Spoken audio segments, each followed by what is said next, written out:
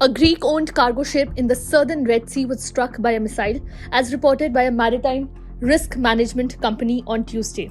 The vessel, flying the Malta flag, is owned by a Greek company and was en route from Israel to Suez when the incident occurred. Following the missile impact, the ship altered its course and proceeded to port. The attack is part of a series of recent incidents in the Red Sea involving Yemen's Houthi rebels.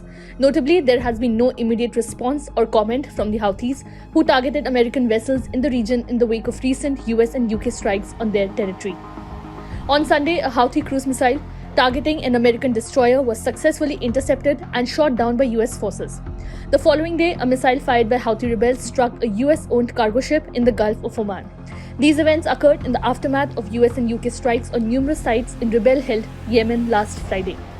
The strikes were a response to previous attacks by the rebels in the Red Sea, which had significantly disrupted shipping activities in this crucial waterway. Houthi rebels, following Friday's strikes on Yemen, expanded their targeting to include what they perceived as vessels linked to Israel, declaring US and British interests as legitimate targets.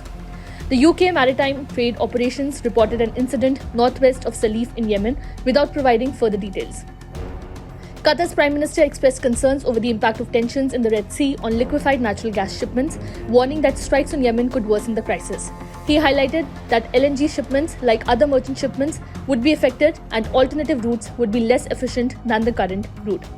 Amid escalating tensions in the Red Sea, shipping companies are opting for a significant detour around southern Africa instead of using the key route between Asia and European markets, which typically handles about 12% of global maritime trade. At least 5 liquefied natural gas vessels operated by Qatar have reportedly halted their journeys to the Red Sea. The Suez Canal, a vital maritime passage connecting the Indian Ocean to the Mediterranean, is being bypassed by some shipping lines in favor of the longer route around the Cape of Good Hope to reach Europe. The shift reflects concerns over the potential impact of military intervention and the desire to avoid further escalation in the region, as highlighted by Qatar's Prime Minister. Subscribe to One India channel and never miss an update.